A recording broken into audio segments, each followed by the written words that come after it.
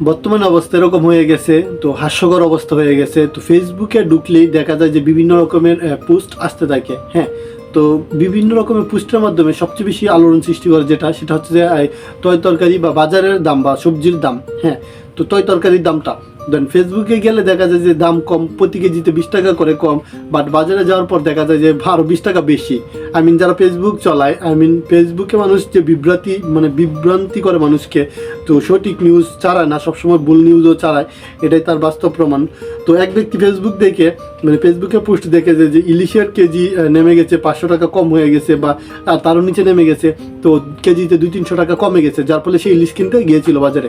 দেন বাজারে যাওয়ার পর দেখে কি ইলিশের দাম আর উল্টো 500 টাকা বেশি, কেজিতে যত ছিল তার চেয়ে আরও 500 টাকা বেশি রাখতেছে। বলতেছে যে এই মাছ আসছে না, মাছ চালান হচ্ছে না, বাজারজাত ভালোভাবে হচ্ছে না, যার ফলে আমাদের দামটা বেশি রাখতে পারছে।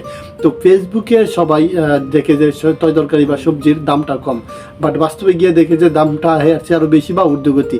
তো ফেসবুকে তয় তরকারির দাম কমিয়ে লাভ হবে না, যদি প্রকৃতপক্ষে বাস্তবে যে মার্কেটিং যে সিস্টেমটা রয়েছে সেই জায়গায় যদি আসলে দাম না কমে।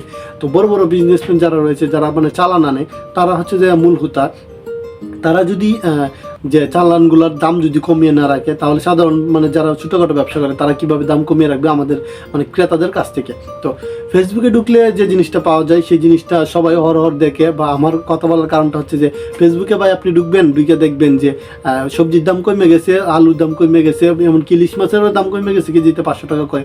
তো সব কিছু মিলিয়ে দেখবেন যে এত দাম কমছে, তাহলে বাজারে যাই, বাজার করে নিয়ে আসি। দেন বাজারে যাওয়ার পর দেখবেন যে উল্টোটা, কারণ ওই যে দাম আরও বেশি বলে যে আমাদের কাছে মাল নাই, বা মাল স্টক হয়ে গেছে, বা মাল চালান আসতেছে না, বিভিন্ন প্রবলেম তারা বলতে থাকে বা প্রবলেম ক্রিয়েট করার চেষ্টা করে। তো যে আমজনতা রয়েছে, সাধারণ জনতা, তাদেরই ভোগান্তিটা বেশি।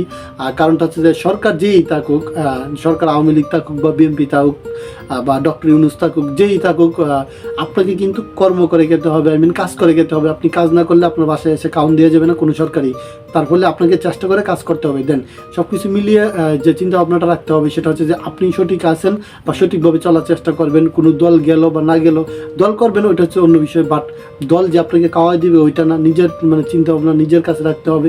আর যার ফলে যে বাজারজাত বা সবজিকরণ, এগুলো বিভ্রান্তি অনেকেই ফেসবুকের মাধ্যমে ছড়িয়ে থাকে, ওইগুলো চালানো থেকে আমরা অবশ্যই বিরত থাকবো, কারণ সঠিক নিউজ দেওয়ার চেষ্টা করব। বিভ্রান্তি মানুষকে করা আসলে ঠিক না। ফেসবুকে দেখা যায় যে সবসময় দাম কম থাকে, বাট বাস্তবে গেলে দামটা বেড়ে যায়। তো এটা যে কারণটা কি, বা কিছু ফেসবুক আইডি থেকে এগুলা নিউজ দেওয়া হয়, ফেক নিউজ দেওয়া হয়। তো এই নিউজগুলো অবশ্যই দিবেন না কারণ এই নিউজগুলো মানুষের ক্ষতি করে বা মানুষকে বিভ্রান্ত করা হয়, যার ফলে মানুষের অনেক সমস্যার সম্মুখীন হতে হয়, যে বাজারজাতের সমস্যা, যারা ব্যবসায়ী রয়েছে তাদেরও সমস্যা হয়। তো দেখা যায় যে ফেসবুকে দাম কম, বা বাজারে গেলে দেখা যায় দাম বেড়ে গেছে। সব কিছু মিলিয়ে যে সবজি বাজার বা তয় তরকারি বাজার, ওইটা হচ্ছে যে ফেসবুকেই কম থাকে, বাস্তবে আদৌ এটা কম থাকে না, বাস্তবে আরও বেশি থাকে বা ঊর্ধ্বগতি থাকে।